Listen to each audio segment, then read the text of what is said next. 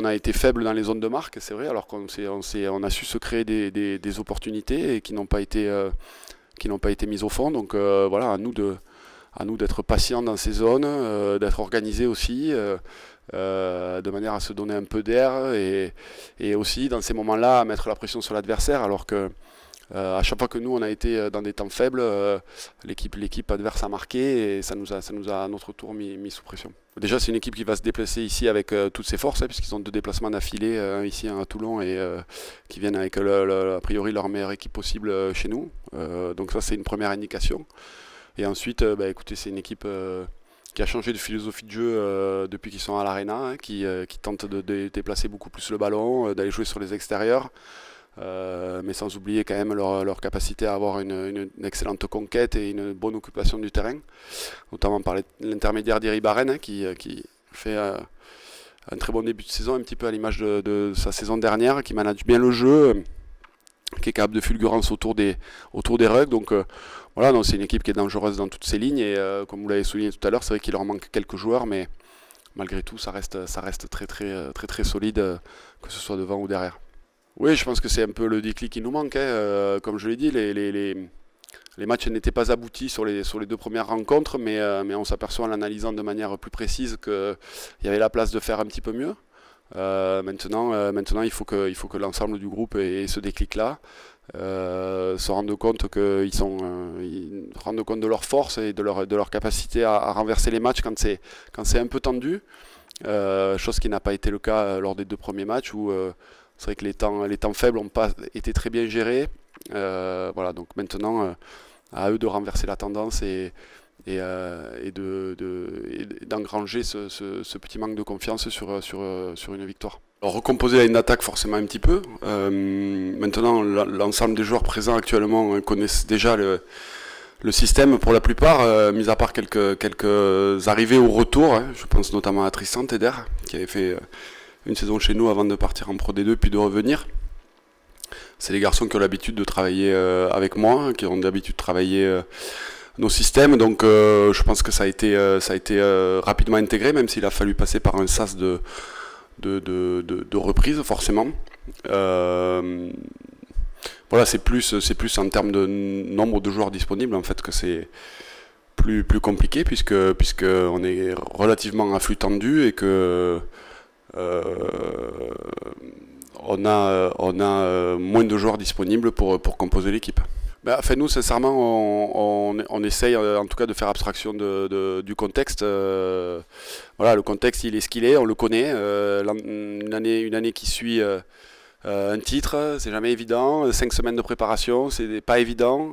Plus une année de Coupe du Monde avec beaucoup d'absents. Donc voilà, une fois qu'on a dit ça, qu'est-ce qu'on fait? On s'effondre ou on essaye de faire face? Je crois que il nous manquait pas grand-chose sur les 2 premiers matchs pour espérer mieux. Maintenant, pas grand-chose, c'est souvent ce qui fait la différence. Et on l'a vu sur les 2 rencontres. Donc voilà, à nous de régler ça, de donner le maximum de confiance aux joueurs justement pour que eux ne soient pas impactés par ce contexte. Et se sentent à la fois pleinement légitimes et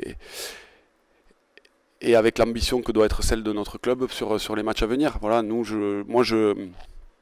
en tout cas personnellement, j'essaye vraiment de ne pas en parler, voilà, pas pour mettre un drap dessus, juste pour se dire qu'avec les joueurs qui sont présents, on a vraiment la possibilité de faire quelque chose de très intéressant et de faire au moins aussi bien que la saison dernière en termes de rugby. Après, en termes de résultats, c'est autre chose, mais en termes de qualité de jeu, il faut vraiment que toute l'équipe soit consciente de ses capacités. Et c'est le 3e match de la saison, donc voilà, la saison elle est longue, très longue, on le sait. 26 rencontres, non, il n'y a pas de défaite interdite. Après, évidemment qu'on a tous à cœur de gagner ici, à domicile, comme je l'ai dit, pour se donner un peu d'air, pour aussi se donner un peu de confiance et se dire que ce groupe est capable d'eux. Maintenant, il n'y a pas de pression qui est mise de ce genre-là. Nous, la pression, on la met toujours sur le contenu, sur le rugby, sur la qualité du jeu produit, sur la qualité de l'engagement et de l'investissement de chacun des joueurs. Voilà, c'est la pression, elle est de ce côté-là. Elle n'est pas sur le résultat. Surtout, ça nous permettra d'avoir au club les 3 terrains qu'on rencontrera tous les week-ends, hein, donc un terrain en herbe qui est notre terrain d'entraînement, un terrain synthétique et un terrain hybride. Ça nous permettra à nous de nous adapter durant les semaines en fonction du terrain sur lequel on va jouer en top 14 et en Coupe d'Europe. Donc voilà, on ne l'utilisera pas systématiquement, mais c'est vrai que c'est un outil hyper intéressant. C'est vrai que c'est une belle pelouse, ça n'a pas toujours été le cas ici à Toulouse, à Ernest Vallon, donc voilà, je pense que ça fait plaisir à l'ensemble des joueurs de jouer sur un terrain comme ça. Voilà, maintenant, ça reste l'endroit où on joue au rugby, et le plus important, ça reste quand même le rugby qu'on va produire dessus. L'an dernier, sur un terrain relativement mauvais, on a réussi à produire un rugby qui était intéressant. Il faut que ce soit un outil supplémentaire et pas autre chose. On vous en parlera peut-être un peu mieux dans quelques temps, hein, quand on l'aura utilisé de manière plus régulière. Mais a priori, c'est quand même un terrain qui est relativement rapide, qui permet d'avoir de bons appuis, donc qui devrait être en adéquation avec le rugby qu'on aimerait mettre en place. Oui, Reinhard Teschat a repris l'entraînement avec nous en début de semaine, pour le plus grand plaisir de l'ensemble de ses coéquipiers, même si on aurait aimé lui aussi le voir à la Coupe du Monde, évidemment. Je pense qu'il l'aurait mérité au vu de sa saison. Maintenant, c'est une bonne nouvelle pour nous, et il postule pour le match contre le Racing. François Cos est revenu aussi en début de semaine avec un petit souci au mollet, donc il est encore ménagé cette semaine, et on verra par la suite s'il intègre le groupe. Ouais, il avait un statut de réserviste, hein, au départ, donc je pense qu'il devait s'attendre quelque part un petit peu à cette issue. Maintenant, la qualité de sa préparation visiblement et de ses matchs lui ont permis d'espérer plus, et forcément c'est une déception pour lui. Maintenant, c'est un garçon intelligent, c'est un garçon qui est un véritable compétiteur, et je pense que ça lui a donné le goût à l'équipe de France et le goût d'y retourner, et il va travailler fort pour faire partie de cette équipe dans l'avenir. Oui, on l'a peu vu, c'est vrai, c'est un joueur qui a un profil un peu différent de nos centres qu'on utilise régulièrement. Voilà, il est puissant, c'est un très bon défenseur. Il nous avait montré des choses très intéressantes sur ses 3 premières rencontres la saison dernière. Voilà, il doit nous amener plus de sérénité défensive, et nous servir de point d'appui au centre de l'attaque. Voilà, c'est un garçon qui revient d'une blessure assez longue, donc il faut aussi lui laisser un peu de temps, mais je pense que maintenant il est prêt à démarrer une rencontre. Oui, c'est aussi une marque de confiance du club envers eux. Voilà, tout ça, ça marche ensemble.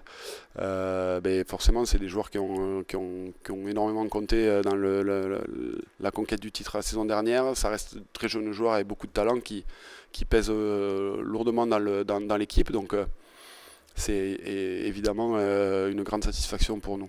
Mon rôle, il est sensiblement le même que la saison dernière, hein, donc je m'occupe des 3 quarts, hein, sur les séances de séparés. Je m'occupe des 3 quarts et puis de l'animation offensive avec Hugo Mola.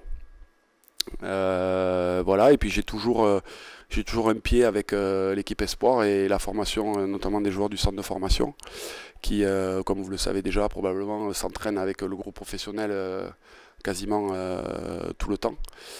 Voilà, c'est toujours l'objectif du club de développer nos jeunes talents le plus possible en les mettant au contact des joueurs professionnels, de manière à pouvoir les faire progresser le plus rapidement possible et pouvoir compter sur eux durant la saison si on est amené à avoir besoin de leurs compétences et de leur présence. Donc voilà, j'ai encore cette double casquette, même si je vais passer plus de temps, notamment lors des matchs et des déplacements de l'équipe avec les professionnels. Mais sinon, dans mon statut, je fais quasiment la même chose que la saison dernière.